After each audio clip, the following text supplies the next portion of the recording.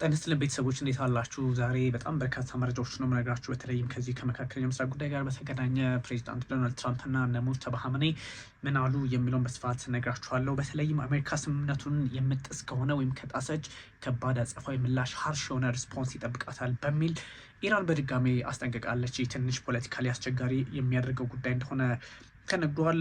ኔታንያሁ እስራኤል በደቡባዊ ሊባኖስ ጦሩን እንደማያስወጡ በግልጽ አስቀምጠዋል። ይሄኛውም እጅግ መነጋገር የሆነ ጉዳይ ሆኗል።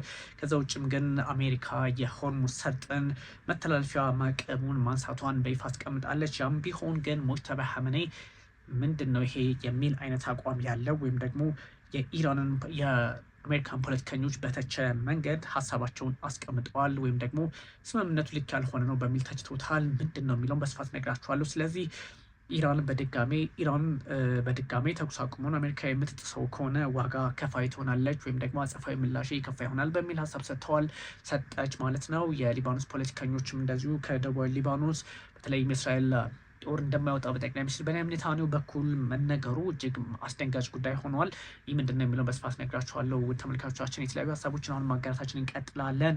በነገራችን ላይ እናንተ እንግዲህ ላይክ፣ ሼር፣ ኮመንት፣ ሰብስክራይብ ስታደርጉ የተለያዩ ሀሳቦችን ለማጋራት እድል ይፈጥራል። በየትኛውም መንገድ ትክክለኛውንና የመጠነ ሚዲያችሁን እንድትገነቡ በማድረግም ረገድ እናንተ የምትፈልጉትን ሀሳብ ብቻም ሳይሆን ምንድነው ያለው ዓለም ላይ የሚለውን በትክክል እናሰፍራለን። ከዛ አንጻርም እናንተ ደግሞ እርዳታችሁ ገዛችሁ ይቀጥል። ቢፌር ኦር ብራዘር ድጋሜ በጣም ነው የምናመሰግነው። ቢፌር በጣም በብዙ ስራዎች በብዙ ጫናዎች ውስጥ ሆኖ በጣም ፈንድ ያደርጋል፣ ብዙ ነገሮችን ያግዛል እና ቴንክ ዩ ቨሪ ማች እንደድ በሱፐር ታንክስ አማካኝነት ለምታደርግልን ድጋፍ ይሄ ቻናሉን ብቻ አይደለም እናንተንም ተመልካቾችንም ኦዲየንሶችንም ስለሚያከብር ነው እና በድጋሜ ታንኪዩ ብትሉት ደስ ይለኛል። ከዛ ውጭ እንግዲህ መካከለኛው ምስራቅ ጉዳይ ምንድን ነው የሚለውን በስፋት ነግራችኋለሁ። በተለይ ደግሞ ቴምር ፕሮፐርቲስ ሪል ስቴትስ ማለት ነው።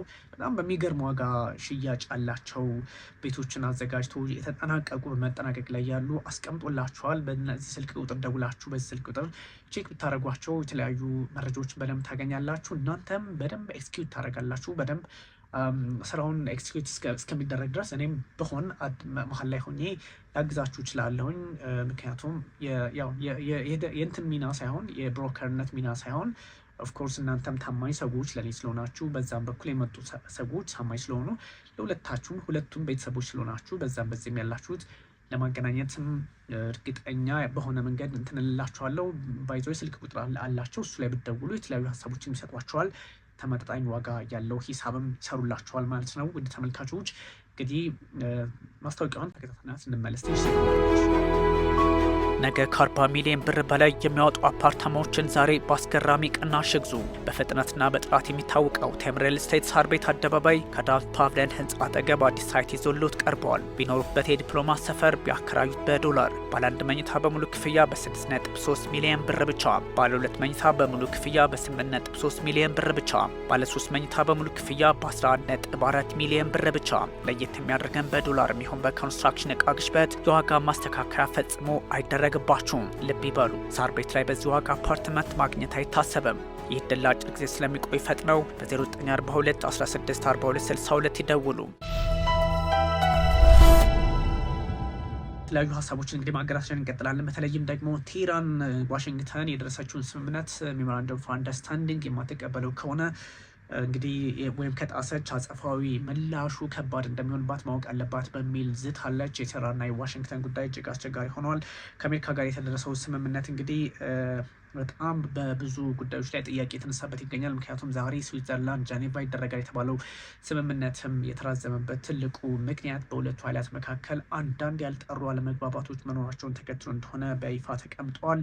የኢራን አብዮታዊ ዘብ ኃይል ወይም ደግሞ በተለየ አጋጣሚ የአይአርጂሲ ኃይሎችም አሁንም በዝግጅት ላይ እንደሆኑ ጣታቸው ትሪገሯ ላይ እንደሆኑ እየተናገሩ ይገኛል። ያ ማለት ብላጩ ላይ ስለዚህ ፖለቲካዊ ችግሮች በተለያየ መንገድ ፈታኝ ሆነው ሊቀጥሉ እንደሚችሉ ያሳያል። ከአሜሪካ ጋር የተደረሰው ስምምነት ተደራዳሪ እንግዲህ የነበሩት እንደምታስታውሷቸው እንግዲህ ጠቅላይ መሪ ሙጅተባ ኻሜኔይ አንድ መልእክት ልከው ነበረ። ይህን መልእክት በተሰጠበት አጋጣሚ ደግሞ የተለያዩ ሀሳቦች አለመግባባቶች እንደተፈጠሩ ተሰምተዋል ማለት ነው። ሙጅተባ ኻሜኔይ መልእክት ባሰፈሩት የኢራን አሜሪካ የገባችውን ቃል ታከብር ጠይቃሉ ብሎ ነበረ ሙጅተባ ኻሜኒ በጽሁፋቸው አማካኝነት። መሐመድ ባገር ጋሊባፍ ደግሞ አፈጉባኤውና በዚህ ድርድር ላይ በጣም ቁልፍ ሚና የነበራቸው ሰው አሁንም ያላቸው በኢራን ፖለቲካም እንዲያውም ከነ ሙጅተባ ኻሜኒ ጋር በጣም የሚፋለሙና ሊሆነ አይሆንም በሚል ትልቅ ሚና ያላቸው ጫና በመፍጠር የሚታወቁት መሐመድ ጋሊባፍ እሳቸው የሰጡት ሀሳብ ደግሞ አጸፋዊ እርምጃ ይኖራል የሚል መሆኑና ይሄኛውም አደገኛ በሆነ መንገድ ሀርሽ በሆነ መንገድ እንደሚሆን ማስቀመጣቸው በጣም መነጋገሪያ ሆነዋል። ጋሊባፍ የጠቅላይ መሪውን ትዕዛዝ አስተላልፈዋል። ትዕዛዙንም ተቀብሏል። ከአሜሪካ ጋር መግባባት የተደረሰባቸው ነጥቦችና ስምምነቶች እንዲሁም አንቀጾች ገቢራዊ እንደሚሆኑ ይከታተሉታል ተብሏል። ከዚህ አንጻር ግን አሜሪካ የማትታመን ከሆነ አሜሪካ በኮንፊደንሻሊ አንዳንድ ችግሮችን በሚስጥር የምታረግ ከሆነ አሁንም አደጋ ሊፈጠር ይችላል የሚል ሀሳብ ነው እየተሰጠው። ይህ ምንድን ነው በጣም ብዙ ሰዎችን ስጋት ውስጥ የከተተ ሆኗል። ስለዚህ አዲሱ ነገር ምንድን ነው?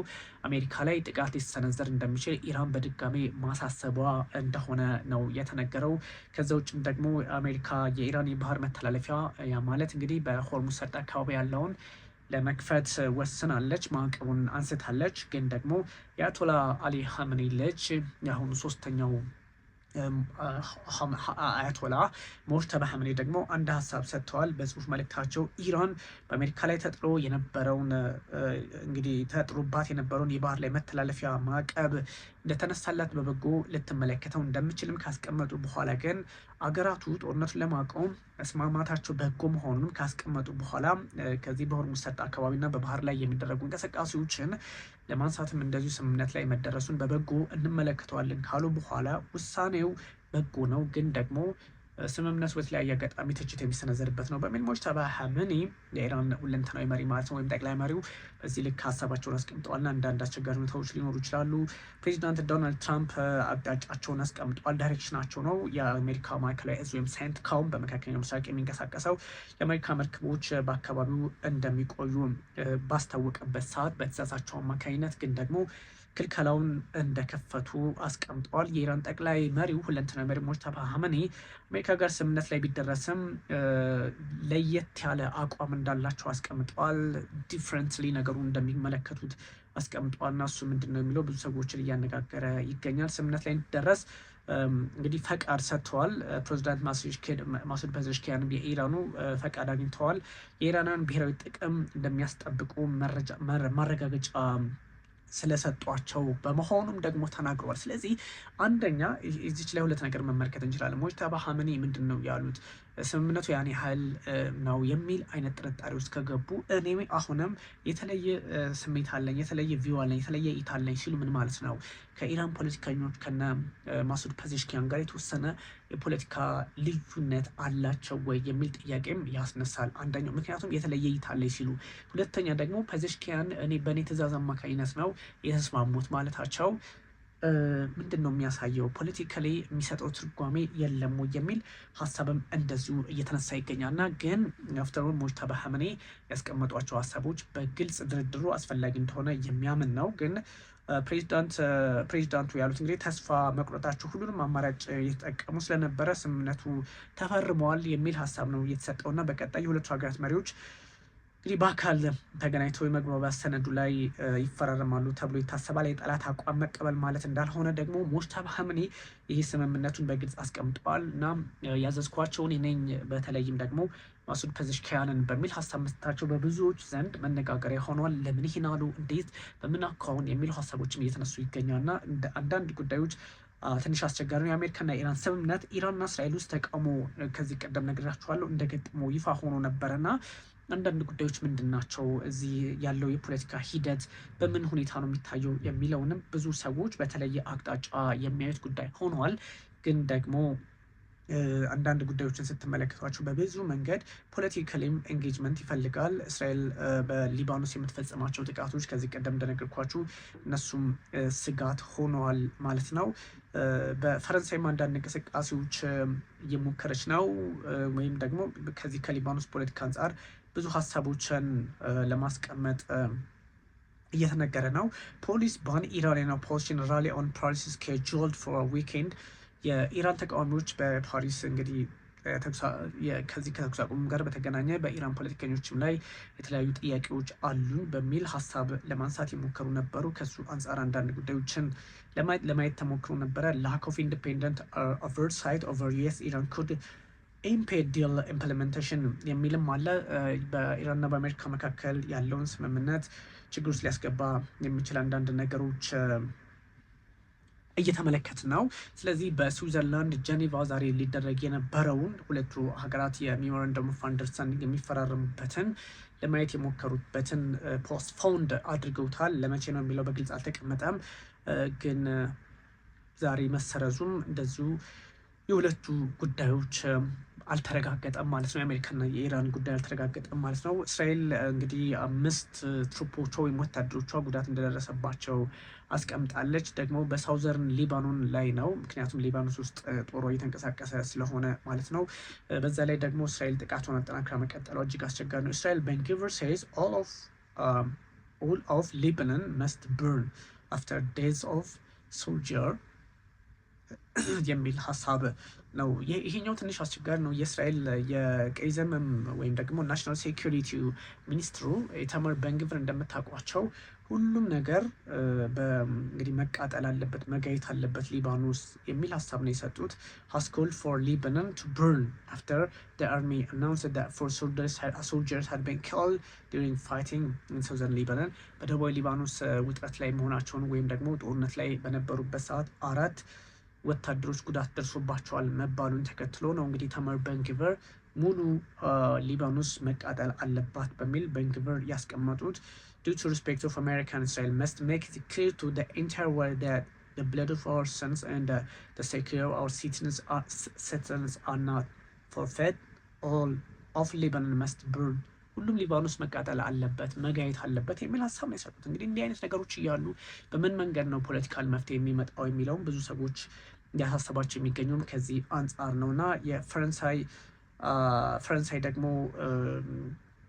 በሊባኖስ ፖለቲካ ላይ እንግዲህ አንዳንድ ጉዳዮችን ለመመልከት ስለምትሞክር ከዛ አንጻር የሚታይ ጉዳይ ሆኗል። ግን ትንሽ አስቸጋሪ የሚያደርገው የሊባኖስ ነው። ሁለተኛው ነገር ደግሞ እዚህ የሆርሙዝም ጉዳይ በትክክል አለየለትም ነው። ተመልካቾች እጅግ አስቸጋሪ ናቸው።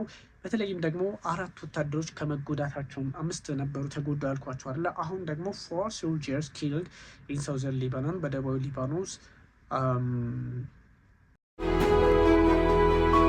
ነገ ከ40 ሚሊዮን ብር በላይ የሚያወጡ አፓርታማዎችን ዛሬ በአስገራሚ ቅናሽ ይግዙ።